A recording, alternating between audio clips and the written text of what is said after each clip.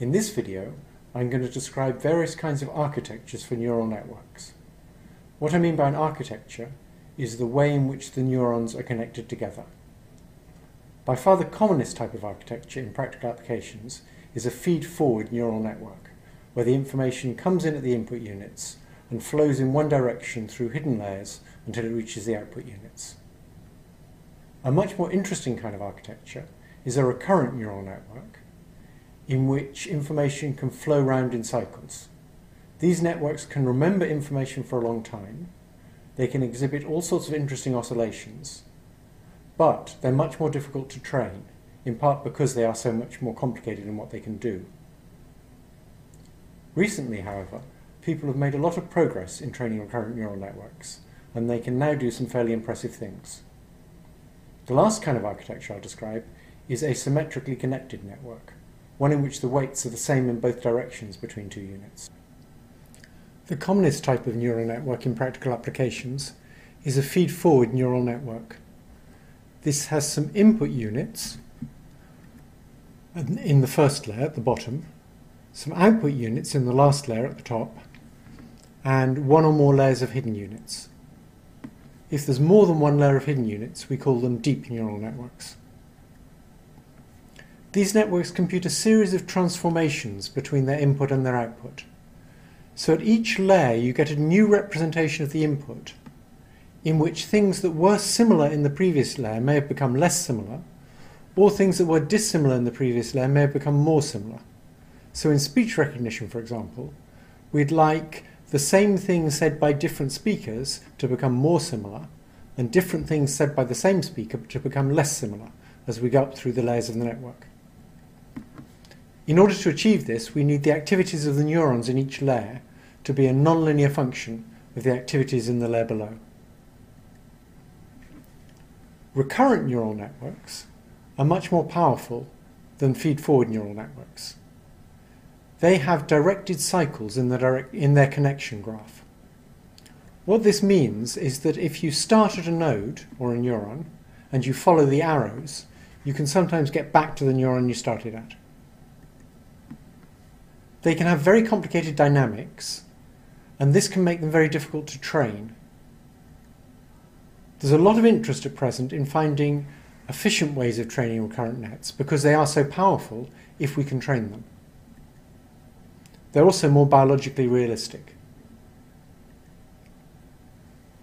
Recurrent neural networks with multiple hidden layers are really just a special case of a general recurrent neural network that has some of its hidden-to-hidden connections missing. Recurrent neural networks are a very natural way to model sequential data.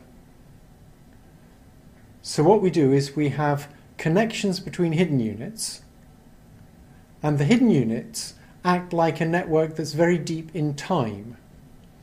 So at each time step, the states of the hidden units determines the states of the hidden units at the next time step.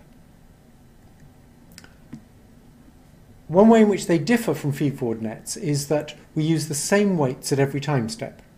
So if you look at those red arrows, where the hidden units are determining the next state of the hidden units, the weight matrix depicted by each red arrow is the same at each time step.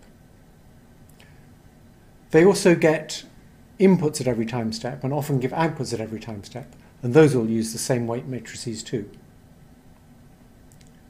Recurrent nets have the ability to remember information in their hidden state for a long time. Unfortunately, it's quite hard to train them to use that ability. However, recent algorithms have been able to do that.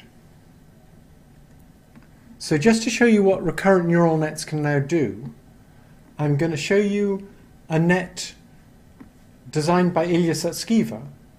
It's a special kind of recurrent neural net, slightly different from the kind in the diagram on the previous slide. And it's used to predict the next character in a sequence. So Ilya trained it on lots and lots of strings from English Wikipedia. It's seeing English characters and trying to predict the next English character. He actually used 86 different characters to allow for punctuation and digits and capital letters and so on.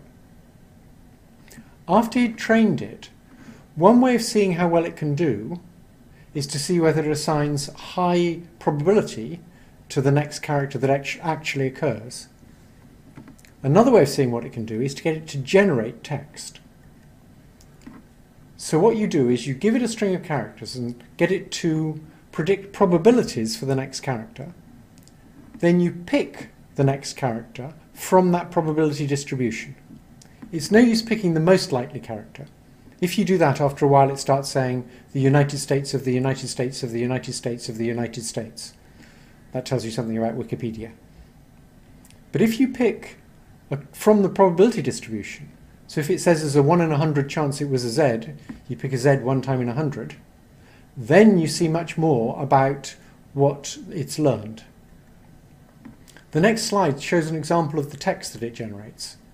And it's interesting to notice how much is learned just by reading Wikipedia and trying to predict the next character. So remember, this text was generated one character at a time. Notice that it makes reasonably sensible sentences, and they're composed almost entirely of real English words. Occasionally it makes a non-word, but they're typically sensible words.